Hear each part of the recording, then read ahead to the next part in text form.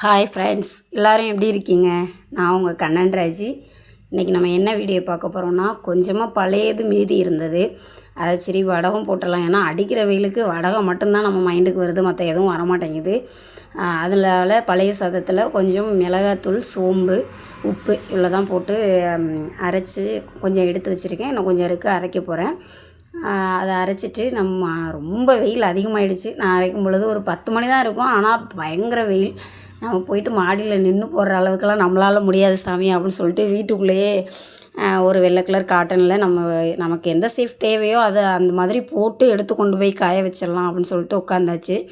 உட்காந்து இந்த மாதிரி சின்ன சின்னதாக கிள்ளி போடலாம். அடிக்கிற வெயிலுக்கு நீங்கள் எந்த சேஃபில் எவ்வளோ பெருசாக வடகம் போட்டால் கூட காஞ்சிரும். அந்த மாதிரி தான் வெயில் அடிக்குது.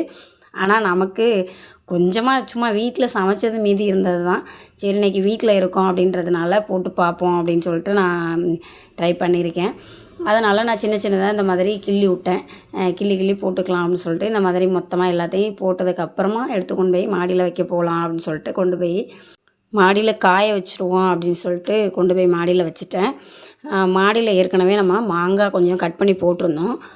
அதில் ஏற்கனவே ஒரு 4 நாள் முன்னாடி கட் பண்ணி போட்டது நல்லாவே காஞ்சிருச்சு. அப்புறம் மாமா இன்றைக்கி கொஞ்சம் கட் பண்ணி போட்டிருந்தாங்க. சரி அது கூட சேர்த்து இதை காய வச்சுருவோம்னு சொல்லிட்டு அப்படியே கொஞ்சம் ஊறுகாயும் காய வச்சாச்சு. காய வச்சுட்டு இன்றைக்கி மதியானம் என்ன சாப்பாடுன்னு சொன்னால் சாதம், சாம்பார். நம்ம வீட்டில் முருங்கைக்காய், மாங்காய் இது நம்ம வீட்டில் இப்போதைக்கு கிடச்சிட்ருக்கு. அதனால் அந்த முருங்கைக்காய் மாங்காயை போட்டு சூப்பராக ஒரு சாம்பார் வச்சாச்சு. முருங்கைக்காய் மாங்காயெல்லாம் இந்த சீசனுக்கு காய்ச்சிச்சின்னா நம்ம அதிகம் காய் வாங்குறது கிடையாது. ஏதாவது பொரியலுக்கு மட்டும்தான் வாங்கிக்கிறது. அப்படியே கொஞ்சம் வாழைக்காய் வறுத்தாச்சு, மோர், கொஞ்சம் ரசம். இதுதான் மதியான சாப்பாடு. அப்படியே சாப்பிட்டாச்சு.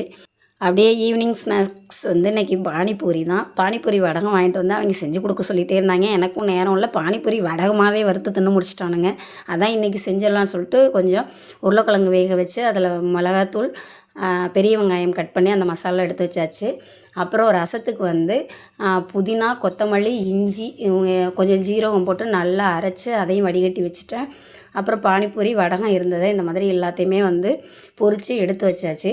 இது ரொம்ப ஈஸியாக நம்ம வீட்டில் செஞ்சு கொடுத்துடலாம். ஆனால் கண்ட மசாலாவை போட்டு பிள்ளைங்களுக்கு அதை வாங்கி கொடுக்குறதுக்கு பதிலாக நம்மளே செஞ்சிடலாம்.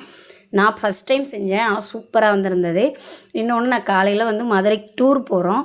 இவங்கள கூப்பிட்டு போகல, ஸ்கூல்லேருந்து பிள்ளைங்கள கூப்பிட்டு போகிறதுனால. அதனால் இவங்கள சரி கட்டுறதுக்காக இன்றைக்கி செஞ்சு கொடுத்துர்லாம் அப்படின்னு சொல்லிட்டு அவங்களும் ரொம்ப ஹாப்பி. சூப்பராக இருந்தது. எனக்கும் ரொம்ப பிடிச்சிருந்தது. பசங்க, மாமா எல்லாருமே சூப்பராக இருக்குன்னு சொன்னாங்க. ஓகே, அடுத்த வீடியோவில் பார்க்கலாம். மதுரை டூர் எப்படி இருந்ததுன்னா அடுத்த வீடியோவில் சொல்கிறேன்.